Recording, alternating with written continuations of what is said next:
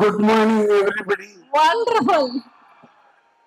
இப்பதான் எங்க மார்னிங் பிரிஸ்கா இருக்கு சார். இது இந்த படம் ஸ்ட்ரெயிட்டாவே இந்த படத்துக்கு வந்துடலாம். இது வந்து ஒரு பிரதர்ன்றது ஒரு குடும்பத்துல இருக்கிற கதை. இப்பெல்லாம் குடும்பம்ன்ற நானே வந்து என் ஒய்ஃப் நானே சின்னதா தான் இருக்கு. ஆனா இந்த மாதிரி கூட்டு குடும்பமா இருக்கிறது பார்க்கும்போது அவ்வளவு ஹாப்பியா இருந்தது. எப்படின்னா 30 days நான் ஸ்டாப் ஷூட்டிங் இன் ஊட்டி. ப்ரொடியூசர் வாரி வழங்கிட்டாரு பூமி சுந்தர். அவர் வந்து கதையை கேட்டுட்டு அந்த பக்கம் கூட வரவே இல்லை.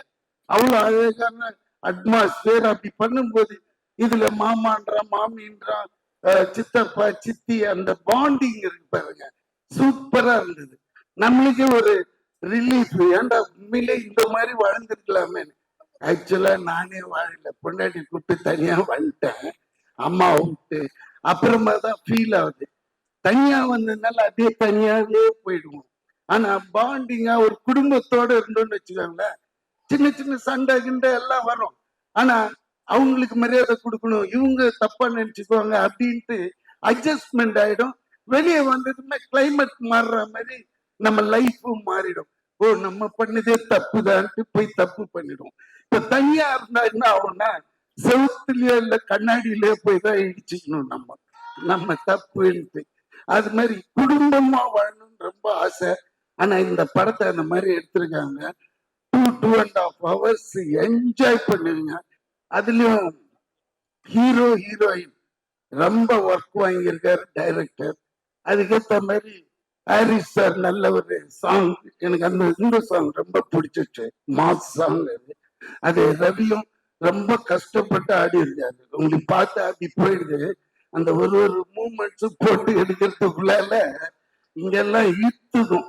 ஏன்னா நம்ம பார்த்து அந்த ஸ்டெப் ட்ரை பண்ணீங்களா சார்? நீங்க மக்காமேஷி ஸ்டெப் ட்ரை பண்ணிருக்கீங்களா சார்? நீங்க மக்காமேஷி ஸ்டெப் பாதி நான் தான் சொல்லி கொடுத்தேன். அப்ப சாண்டி மாஸ்டர் சொல்லி கொடுக்கல, நீங்க தான் சொல்லி கொடுத்தீங்க. சாங் போட்டிங்கன்னா பண்ணுவேன். ஆனா சார் எங்களுக்காக இல்ல ஒரே ஒரு மிஸ்டேக், இந்த ஃப்ளோர்ல பண்ண முடியாது, வுட் ஃப்ளோர் வேணும். வேற போட்டு வரல. இதுல பண்ணா வழிக்கு கீழே விழுந்து பல்லு வஞ்சிடும், அடுத்த ஷூட்டிங் போக முடியாது. அண்ட் ஒண்ணு முக்கியமா சொல்ல வேண்டியது, ரொம்ப அந்த ராவ் ரமேஷ் ரொம்ப நல்ல நண்பர், நல்ல ஒரு நடிகர்.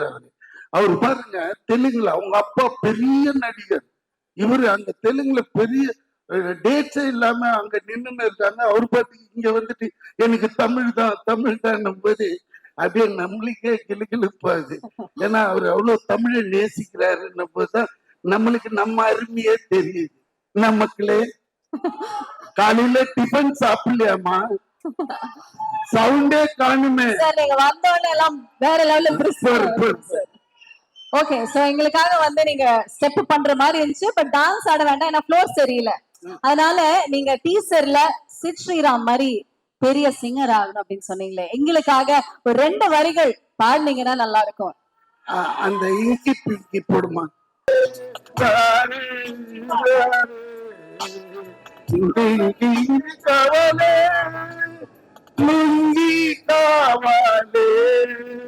இப்படின்ட்டு இவ்வளவு அருமையான பாட்டை லுங்கி காவலேன்னு அந்த டைரக்டர் ஒரு லிரிக் எழுதினாரு. அதனால அதை பாடிட்டேன். ஓகே சிட்ராம், sorry. Thank you, but anyway, we are very proud that you have launched you here as a singer. As a singer இன்னைக்கு நீங்க லான்ச் ஆயிருக்கீங்க சார். இன்னையில இருந்து நீங்க ஆசைப்பட்டது. உங்க பேர் என்ன? தியா சார். தியா பர்பி. Thank you very much. Once again, let's give it up for VTV Ganesh sir.